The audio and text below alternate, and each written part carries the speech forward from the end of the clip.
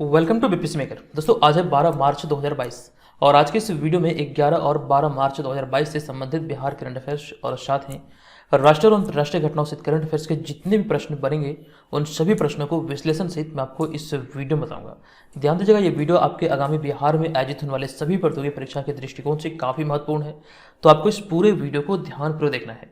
Video start करने से पहले हम चलते हैं पिछले वीडियो के प्रश्न पे, जो प्रश्न मैंने आपको पिछले वीडियो में पूछा था। तो पिछले वीडियो का हमारा प्रश्न था कि हाल ही में संपन्न हुए बसंतोत्सव महिला उद्यमी मेले में किस महिला को महिला उद्यमी का पहला पुरस्कार दिया गया है। डिटेल जानकारी यहां से आपको दी गई थी और आपको बताया गया था इसका राइट आंसर होगा ऑप्शन नंबर बी, यानी कि वहीदा अहमद। ध्यान रखें, जितने वीडियो यहां पर अपलोड हुए इस सीरीज के तहत पिछले एक वर्ष में आप सारे वीडियो को देख सकते हैं या फिर इसका पीडीएफ के थ्रू भी इसकी तैयारी बेहतर तरीके से कर सकते हैं, क्योंकि आगामी एग्जाम में ये आपको बहुत ज़्यादा हेल्प करने वाली है। ध्यान दीजिएगा, ये सारे कंटेंट को पिछले एक वर्ष के सारे मटेरियल को हमने यहाँ पर एक पीडीएफ में सम्मिलित किया है। ये पीडीएफ लॉन्च हो चुका है, इसका लिंक इस वीडियो के डिस्क्रिप्शन में है।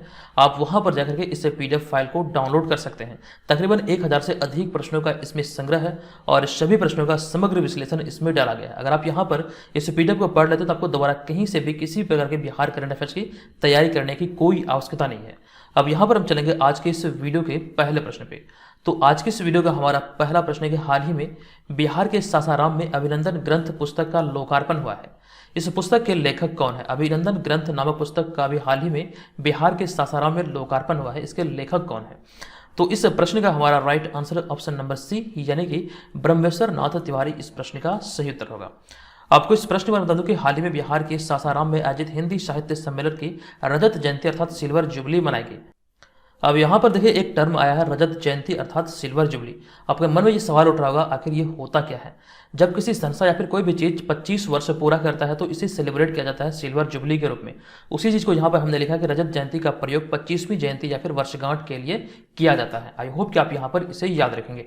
हमने फिर अगले पॉइंट में लिखा कि कार्यक्रम अभी हाल ही में आयोजित हुआ था हिंदी साहित्य सम्मेलन का। आपको यहाँ पर ध्यान रखना, इस कार्यक्रम में साहित्यकार ब्रह्मेश्वर नाथ तिवारी द्वारा लिखित अभिनंदन ग्रंथ का लोकार्पण किया गया। ध्यान रखिएगा, इस पुस्तक के जो लेखक ये हैं ब्रह्मेश्वर नाथ तिवारी। और इसी के तहत यहाँ पर एक इंपॉर्टेंट पॉइंट यह भी है कि हाल ही में वहीदा अहमद को पटना के उद्यमी मेले में पहला पुरस्कार मिला है। अभी थोड़ी देर पहले ही मैंने आपको इसकी जानकारी दिया था। जो प्रश्न पिछले वीडियो में पूछा गया था उसकी चर्चा हमने यहाँ पर कुछ देर पहले किया था, यहाँ पर मैंने आपको ये बताया था। और देखिए यहाँ पर चूंकि बात है सासाराम की, तो एक पॉइंट ये भी ध्यान रखिए, बिहार के सासाराम में शेरशाह सूरी का मकबरा है। चूंकि शेरशाह सूरी की बात है तो शेरशाह सूरी के बारे में एक पॉइंट ध्यान रखिए, दिल्ली की गद्दी पर बैठने वाला प्रथम बिहारी शासक था शेरशाह सूरी। आई होप कि आप ये सारे पॉइंट को यहाँ से आप लोग कॉपी में नोट करेंगे। चलते अगले हम दूसरे प्रश्न पे। ये दूसरा प्रश्न है कि हाल ही में कर्नाटक के मैंगलोर में खेली जा रही 67वीं सीनियर राष्ट्रीय बॉल बैडमिंटन चैंपियनशिप में बिहार को कौन सा स्थान प्राप्त हुआ है? इंपॉर्टेंट प्रश्नों की श्रेणी में आप इसे रख सकते हैं और इस प्रश्न का हमारा राइट आंसर होगा ऑप्शन नंबर सी, यानी कि तीसरा स्थान बिहार को प्राप्त हुआ है। डिटेल जानकारी आपको दे दूं कि कर्नाटक के मैंगलोर में खेली जा रही 67वीं सीनियर राष्ट्रीय बॉल बैडमिंटन चैंपियनशिप की पहली वर्ग के युगल स्पर्धा में बिहार की प्रिया सिंह, पूनम कुमारी व युक्ता रानी की जोड़ी को तीसरा स्थान प्राप्त हुआ है। संयुक्त रूप से अगर हम बात करें तो बिहार इस मतलब कर सकते हैं चैंपियनशिप में तीसरे स्थान पर रही है। डिटेल चीजें कुछ यहाँ पर और भी लिखी गई है जो कि आप ध्यान रखेंगे। बिहार की टीम ने राजस्थान को लगातार 2 सेटों में पराजित कर सेमीफाइनल में प्रवेश किया था, जबकि सेमीफाइनल में कर्नाटक से पराजित होने के बाद बिहार की जोड़ी ने तीसरा स्थान हासिल करते हुए कांस्य पदक अपने नाम किया, यानी कि ब्रॉन्ज मेडल अपने नाम किया है। अब यहाँ पर हम चलेंगे अगले तीसरे प्रश्न पे। यह तीसरा प्रश्न है कि हाल ही में आई राजस्व एवं भूमि सुधार विभाग की रिपोर्ट के अनुसार भूमि विवाद को खत्म करने में बिहार का कौन सा जिला पहले स्थान पर है? ये भी बहुत ज़्यादा चर्चे में है। इस तरह के प्रश्न आपके एग्जाम में बनते हैं अक्सर, और इस प्रश्न का हमारा राइट आंसर है ऑप्शन नंबर ए, यानी कि मुंगेर जिला इस मामले में पहले स्थान पर है। डिटेल में आपको बता दूं कि हाल ही में राजस्व एवं भूमि सुधार विभाग की रिपोर्ट के अनुसार भूमि विवादों को सुलझाने में बिहार का मुंगेर जिला शीर्ष स्थान पर रहा है। बिहार के 38 जिलों के दृष्टिकोण से अगर हम देखें तो मुंगेर जिला में भूमि विवाद को जो सुलझाया गया ये बिहार में कर सकते हैं, पूरे बिहार में अव्वल है, यानी कि शीर्ष स्थान पर है। राइट आंसर होगा ऑप्शन नंबर ए, यानी कि मुंगेर। और इसके बाद दूसरे और तीसरे स्थान की अगर हम बात करें तो इसके बाद जो है शेखपुरा जिला जो कि दूसरे स्थान पर है, और तथा पश्चिमी चंपारण जिला जो है तीसरे स्थान पर है। यहाँ पर हमने अगले पॉइंट में मुंगेर से रिलेटेड एक पॉइंट ऐड किया कि हाल ही में मुंगेर के मोहम्मद फैजल ने फुटबॉल में सर्वश्रेष्ठ खेल प्रतिभा प्रदर्शन के लिए बेस्ट डिफेंडर का पुरस्कार जीता है। अब यहाँ पर हम चलेंगे अगले चौथे प्रश्न पे। ये चौथा प्रश्न है कि हाल ही में दरभंगा की किस महिला को दिल्ली शिक्षा निदेशालय द्वारा एक्सीलेंस एजुकेशन अवार्ड से सम्मानित किया गया है। इंपॉर्टेंट प्रश्न है, इसे आप इंपॉर्टेंट प्रश्नों की श्रेणी में रख सकते हैं। इसका राइट आंसर होगा ऑप्शन नंबर डी, यानी कि डॉक्टर निशा झा। डिटेल में आपको बता दूं कि हाल ही में दरभंगा के डॉक्टर निशा झा को दिल्ली शिक्षा निदेशालय ने एक्सीलेंसी एजुकेशन अवार्ड से नवाजा है या फिर सम्मानित किया है। इनसे संबंधित कुछ पॉइंट और भी है कि किस लिए इन्हें यह अवार्ड से सम्मानित किया गया। आप चाहें तो यहाँ पर इसे पढ़ सकते हैं, इसे नोट कर सकते हैं। हम चल रहे हैं यहाँ पर अगले पांचवें प्रश्न पे। यह पांचवा प्रश्न है कि हाल ही में बिहार के संदीप नागर ने 335 यूनिट ब्लड स्टोर करने का इंडियन बुक ऑफ रिकॉर्ड में अपना नाम दर्ज करवाया है। वे बिहार के किस जिले के रहने वाले हैं। यह भी हाल ही में खबरों का विषय बना हुआ है और यहाँ पर कुछ चीज़ें ऐसी है जो कि आपको याद रखना चाहिए। सबसे पहले यहाँ पर ध्यान दीजिए, बिहार के किस जिले के रहने वाले हैं। राइट आंसर होगा वैशाली, अर्थात ऑप्शन नंबर डी। आपको विस्तार से बता दूं कि हाल ही में वैशाली के संदीप नागर ने 335 यूनिट ब्लड स्टोर करके इंडियन बुक ऑफ रिकॉर्ड में अपना नाम दर्ज करवाया है। संदीप नागर की अगर बात करें तो इन्हें वैशाली में रक्तवीर के भी नाम से जाना जाता है। कुछ पॉइंट और है हम यहाँ पर आगे देखने वाले हैं कि संदीप नागर द्वारा रक्तदान करने एवं लोगों को रक्तदान करने के लिए प्रोत्साहित करने का बीड़ा उठाया गया था और इसी के परिणाम स्वरूप संदीप नागर 15 दिन में 45 रक्त शिविर आयोजित कर 335 यूनिट ब्लड स्टोर करके इस रिकॉर्ड को बनाने में सफल रहे हैं। आपको ध्यान रखना, ये बिहार के वैशाली के रहने वाले हैं। राइट आंसर होगा ऑप्शन नंबर डी और इनका नाम है संदीप नागर। चलेंगे अगले हम यहाँ पर छठे प्रश्न पे। ये छठा प्रश्न बहुत इंपॉर्टेंट है, इसे ध्यान कर देखिए। बिहार की पहली नदी जोड़ो परियोजना के तहत वर्ष 2022 में किन दो नदियों को जोड़ा जाएगा। ये घोषणा अभी हाल ही में हुआ है और इस प्रश्न का हमारा राइट आंसर है ऑप्शन नंबर ए, यानी कि बूढ़ी गंडक और बागमती। आंसर होगा ऑप्शन नंबर ए। डिटेल में आपको बता दूं कि हाल ही की घोषणा के अनुसार वर्ष 2022 में बागमती नदी को बूढ़ी गंडक से जोड़ा जाएगा और इस प्रकार यह बिहार की पहली नदी जोड़ो योजना है और इस योजना से 4 जिलों को सीधा लाभ होगा। अर्थात अगर बात करें इन 4 जिलों की तो इनमें शिवहर, सीतामढ़ी, पूर्वी चंपारण और मुजफ्फरपुर में बाढ़ से बचाव हो सकेगा। साथ ही साथ इसके अलावा बाढ़ से बचाव के अलावे जो हम बात करेंगे तो सिंचाई की सुविधा भी उपलब्ध होगी इन 4 जिलों में। आपको ध्यान रखना है बिहार की पहली नदी जोड़ो योजना है जिनमें कि 2 नदी शामिल है। आपको ध्यान रखना बूढ़ी गंडक और बागमती, जो कि वर्ष 2022 में इन दोनों नदियों को जोड़ा जाएगा। ऐसी घोषणा अभी हाल ही में हुई है। नेक्स्ट होगा हमारा यहाँ पर 7वां प्रश्न है, लेकिन उससे पहले बता दूं जो लोग आगामी बीपीएससी और सीडीपीओ एग्जाम की तैयारी में लगे हैं तो ऐसे में आप अपनी तैयारी का सही तरीके से आकलन कर सकते हैं। तकरीबन 2 मंथ का आपके पास समय बचा है और ऐसे में 2 मंथ में लगभग कर सकते हैं। 2 मंथ बाद आपका एग्जाम आयोजित होगा और यहाँ पर हमारे बीपीएससी मेकर ऐप पर आप ऑनलाइन टेस्ट सीरीज को ज्वाइन करके आप अपनी तैयारी का सही तरीके से आकलन कर सकते हैं कि आगामी एग्जाम को देखते हुए आपकी तैयारी किस स्तर की है। ये आपको एक कोर्स के तहत प्रोवाइड किया जा रहा है बीपीएससी मेकर ऐप पर, तो वहाँ पर आपको कोर्स पर बहुत सारे मटेरियल मिलेंगे जिसमें कि ये ऑनलाइन टेस्ट सीरीज भी होंगे जो कि बीपीएससी सीडीपीओ इन दोनों एग्जाम के लिए स्पेशली डिजाइन है। ये आपको ऑनलाइन मोड में मिलेगा और साथ साथ इसका पीडीएफ फाइल भी उपलब्ध कराया जाता है। आपको बता दूं ये हिंदी भाषा में उपलब्ध है। जो लोग इसे ज्वाइन करने के इच्छुक हैं तो वीडियो के साथ बने रहें और वीडियो के अंत में इसकी डिटेल जानकारी भी दी जाएगी। हम यहाँ पर चलेंगे अगले प्रश्न पे। अगला होगा यहाँ पर 7वां प्रश्न। यह प्रश्न है कि हाल ही में मनाई गई अंतर्राष्ट्रीय महिला दिवस पर बिहार विधानसभा में किस महिला विधायक को विधानसभा स्पीकर की जिम्मेदारी दी गई थी।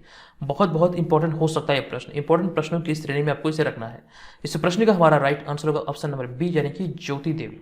आपको विस्तार से बता दूं कि 8 मार्च को अंतर्राष्ट्रीय महिला दिवस के अवसर पर बिहार विधानसभा के स्पीकर श्री विजय कुमार द्वारा ज्योति देवी को महिला विधायक स्पीकर की जिम्मेदारी प्रदान की गई। आपको ध्यान रखना इनका नाम है ज्योति देवी और वर्तमान समय की बात करें तो विधानसभा के स्पीकर हैं श्री विजय कुमार। यहाँ पर हमने विधानसभा की चर्चा की है तो कुछ पॉइंट हमने यहाँ पर और ऐड कर दिया है। कुछ नहीं बल्कि एक पॉइंट है जो कि बहुत इंपॉर्टेंट है, इसे ध्यान से देखिए। 25 फरवरी 2022 को उप मुख्यमंत्री सह वित्त मंत्री तारकिशोर प्रसाद ने बिहार विधानसभा के बजट सत्र के पहले दिन सदन के पटल पर राज्य का 16वां आर्थिक सर्वेक्षण पेश किया था और आर्थिक सर्वेक्षण से रिलेटेड वीडियो चैनल पर अपलोड है, आप जाकर इस वीडियो को देख सकते हैं। इस वर्ष जो आर्थिक सर्वेक्षण पेश किया गया ये 16वां आर्थिक सर्वेक्षण था जो कि बिहार के उप मुख्यमंत्री सह वित्त मंत्री तारकिशोर प्रसाद के द्वारा विधानसभा में पेश किया गया। और यहाँ पर यह ध्यान कि वर्तमान समय बिहार में 2 उप मुख्यमंत्री, एक है तारकिशोर प्रसाद, दूसरी है रेणु देवी, दोनों ध्यान रखिए। अगला होगा 8वां प्रश्न। यह प्रश्न है कि हाल ही में गृह मंत्री अमित शाह ने किस राज्य में महिलाओं को सरकारी नौकरियों में 33% आरक्षण देने की घोषणा की है। यह घोषणा भी हाल ही में हुई और इस प्रश्न का हमारा राइट आंसर है त्रिपुरा, यानी कि ऑप्शन नंबर सी यहाँ पर इस प्रश्न का राइट आंसर होगा। आपको बता दूं कि हाल ही में केंद्रीय गृह मंत्री अमित शाह ने अंतर्राष्ट्रीय महिला दिवस के अवसर पर यह घोषणा की है कि त्रिपुरा में सरकारी नौकरियों में महिलाओं को अब 33% अर्थात 33% आरक्षण दिया जाएगा। अब यहाँ पर देखिए एक पॉइंट हमने ऐड किया कि त्रिपुरा में भाजपा सरकार के 4 साल पूरे होने पर यह घोषणा किया गया है। ये भी ध्यान रखिए, केंद्रीय गृह मंत्री अमित शाह के द्वारा भाजपा सरकार के 4 साल पूरा होने के उपलक्ष्य ये त्रिपुरा में ये घोषणा किया गया है। और एक पॉइंट यहाँ पर यह भी कि इसी के अवसर पर केंद्रीय गृह मंत्री अमित शाह ने ही त्रिपुरा के अगरतला में नेशनल फॉरेंसिक साइंस यूनिवर्सिटी की आधारशिला रखी। ये भी प्रश्न आपके एग्जाम में बन सकते हैं। यहाँ पर केरल लेवल की त्रिपुरा से रिलेटेड कुछ पॉइंट और भी है कि 44वां कोक बोरोक दिवस त्रिपुरा में ही मनाया गया और साथ साथ हाल ही में त्रिपुरा के नए मुख्य सचिव आलोक कुमार बने हैं। त्रिपुरा की राजधानी अगरतला। ये सारे जो इंपॉर्टेंट फैक्ट आप यहाँ पे देख रहे हैं सभी को आप लोगों को कॉपी में नोट करना है। अगर आप नोट नहीं कर सकते हैं तो ये सुविधा आपको बीपीएससी मेकर ऐप पर मिल रहा है। आप वहाँ पर डेली बेसिस पर इसका नोट्स प्राप्त कर सकते हैं और चीज़ों को बेहतर तरीके से तैयार कर सकते हैं। चलते हम यहाँ पर अगले 9वें प्रश्न पे। ये 9 प्रश्न के हाल ही में किस संस्था ने विश्वकर्मा राष्ट्रीय पुरस्कार 2018 का पुरस्कार जीता है? इस प्रश्न का सही उत्तर है ऑप्शन नंबर ए यानी कि स्टील अथॉरिटी ऑफ इंडिया अर्थात सेल के द्वारा भी हाल ही में यह पुरस्कार को जीता गया है।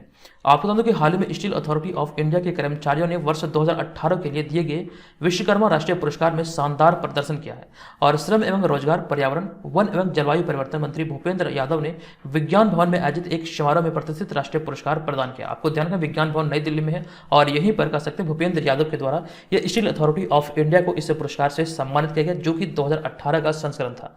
उसका अभी हाल ही में ये मतलब कह सकते हैं सम्मान प्रदान किया गया। नेक्स्ट होगा हमारा यहाँ पर 10वां प्रश्न। ये प्रश्न के हाल ही में सुप्रीम कोर्ट द्वारा किस दिन अंतर्राष्ट्रीय महिला न्यायाधीश दिवस मनाया गया? राइट आंसर होगा ऑप्शन नंबर सी यानी कि 10 मार्च को। यह प्रश्न बहुत इंपॉर्टेंट है। इसी वर्ष ये पहली बार मनाया गया है क्योंकि यहाँ पर हमने इसके बारे में डिटेल में लिखा है, तो ये आपको ध्यान रखना है।